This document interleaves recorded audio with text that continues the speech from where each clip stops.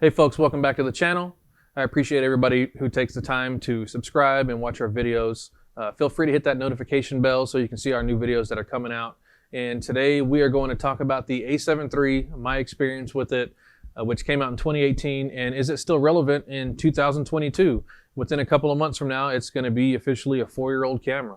So let's see how it's worked for me. Hopefully it's worked for you very well. And is it time to switch? If you already have an A7 III, are you looking at that new model, the A7 IV? Do you want the A7R IV?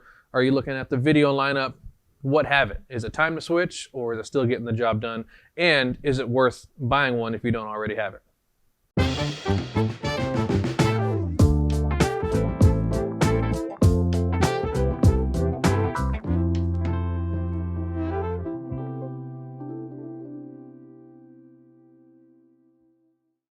Okay, so 2022.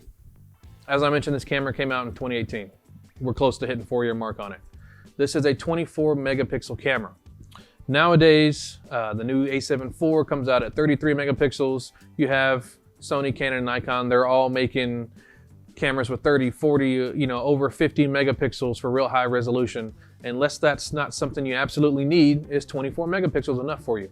And I'm gonna argue and say yes, it is. I've done poster prints. I've delivered tons of stuff to client who sent me photos of their large canvases. My A6000 was 24 megapixels.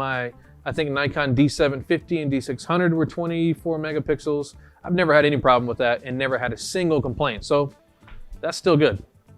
One of the first sessions I did with this camera was down at the historic Pearl here in San Antonio. And coming back, just reviewing the photos, doing super crops, making sure I didn't miss focus, looking at the eyes and the face. It just blew me away, the sharpness of it. Absolute amazing image quality, and I was in love from that very first session with it. All the reviews I'd seen, all the hype kind of behind it, it seemed like it was true. It was really getting the job done in a superb fashion. Now, what drew me to the Sony system to begin with was watching a Gary Fong video years ago where he's tracking, I think, a skier or somebody coming down a slope with the A6000. And the A6000 has dinosaur age technology compared to the A7 III. So after setting up all my focus settings, learning how to go through them, being able to track somebody's eye, track somebody's face, whether they're walking towards me or side to side, it's just been a piece of cake.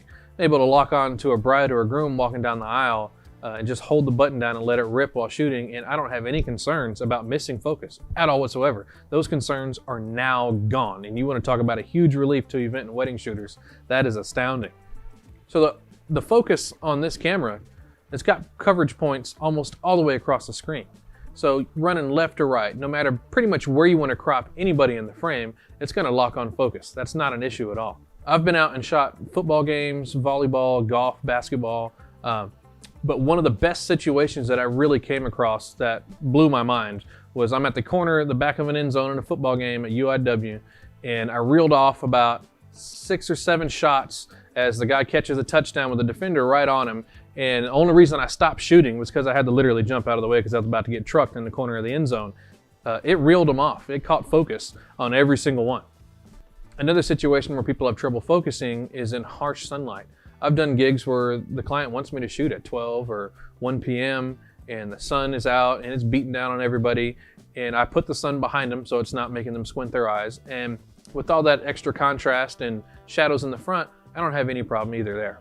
I still use my high-speed sync capabilities, which is something this camera can do great. Shoot all the way up to 1/8,000th of a second using flash, and its normal sync speed goes up to 1/250th, but I digress.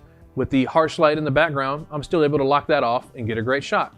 Another situation, I was shooting a George Strait private event here in Texas. So while George Strait's playing, we got flashing lights going all over the place, changing colors. I'm down in front of the stage and still no issues locking onto his eye, locking onto his face. And now I got some pretty awesome portfolio shots of the king of country. Now for those times you're doing wedding receptions or private corporate events or little mixers at a hotel in the evenings where it's dim lit and you just got candlelight somewhere, maybe very little ambient light.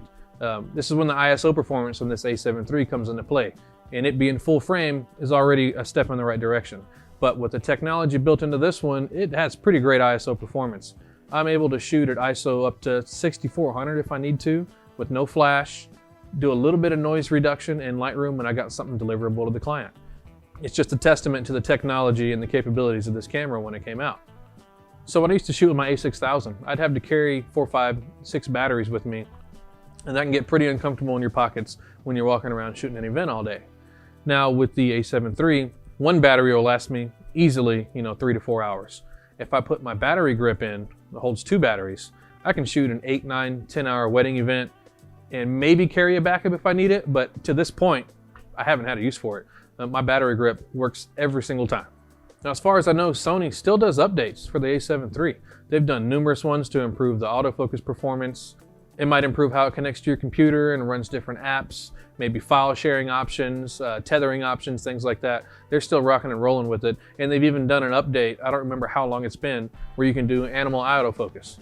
Now, I know with some of the new cameras, they've improved on this greatly, tracking birds' eyes and dogs and whatnot, really stepping the game up for wildlife photographers. But if that's not your go-to profession and that's not really your niche of photography, this camera still does a great job out of it. So the amount of customization you can do on this camera, it's got 4 different custom buttons on it where you can set it to change white balance, flash settings, focus settings, you name it. And not only that, there's a wheel on the back that you can set to do your ISO level, which is what I do, but there's also on that wheel an up, down, left, right button where you can set all that to a different custom setting. Once you get muscle memory locked in and have all your quick setup on there, you never pretty much have to open a menu unless you have to really do something pivotal. It's all just right there at the click of a quick button. So I don't shoot a whole lot of video, but when this came out, when I was learning how to do video, just putting it on auto, letting it do the wide focus setting, just walking around, I was actually amazed on how well the autofocus tracked. Once I started shooting more video, getting better ideas on what focus settings I should use, depending on what shoot I was doing. I've even tracked a model, jogging down the San Antonio Riverwalk using an 85 1.4 lens, and it followed her face the entire way to me. And then when she came past, I turned around, she looked over her shoulder and jogged for a little bit and even locked onto her face again there and tracked her. So the video autofocus is pretty astounding. Now the capabilities real quick are 4K 30, 1080 120 for super slow-mo, and 1080 60 for decent slow-mo. Now the A7 IV does 4K 60. Now that I've learned to shoot more with video and I've got more experience, I would love to have 4K 60. But right now, do I need it for what I do? I'm gonna have to say no. It's not a necessity. I basically shoot YouTube, short clips for clients here and there, and behind the scenes stuff. So this camera is also advertised as being weather sealed or weather resistant. I've never taken it out in a downpour to shoot, but I have taken it out in snow, pretty rough. I've set it down in the snow. I've gone out in temperatures below -10 doing landscape stuff, shooting with it, chasing the dogs around outside in the snow, and I've never had any problems with that. I've also, on the reverse side, shot weddings in mid-August, mid-June, down here in South Texas where it gets hotter than the butt cheek sandwich, and that sucker never overheats. I can roll through any event and it just keeps trucking. So the newer version, it's got a flip-out screen. Man, I would love to have a flip-out screen. The new camera does 33 megapixels. We've already discussed I'm okay with the 24. Of course, the new camera has a faster processor. I don't run into any issues, with the processing speeds of this camera. The only thing I wish they did, and with any new camera pretty much, is when you turn it on, I just want it to load up faster so I don't miss any important shots. Of course, with any new camera, you also get better screen resolution and probably a cleaner looking electronic viewfinder. But I still don't have any complaints with the one I've been using. Now, 2022, you can find this camera used for $1,500 or even less on Facebook Marketplace, Craigslist, anywhere along those lines. I sold my behind the scenes camera because I wanted to invest in a second full frame camera for better ISO performance.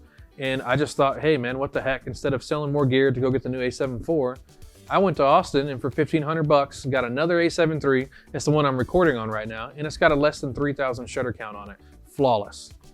So ask yourself today, if you shoot the A7 III, has it done you well? Does it do great portraits? Does it still autofocus well? Does it shoot great events? Does it still shoot great in low light? Are you still happy with the ISO performance? How many walls have you run into that you can't break down that are giving you limitations on this camera? For me, it's not very many.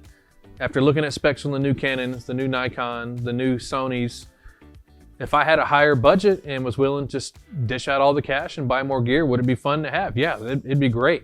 But is it necessary? Am I throwing more money away hoping on a better camera body that's going to be outdated in the next 3 to 4 years anyways? Or do I want to invest in better lighting, better instruction, better lenses, great glass for sharper photos?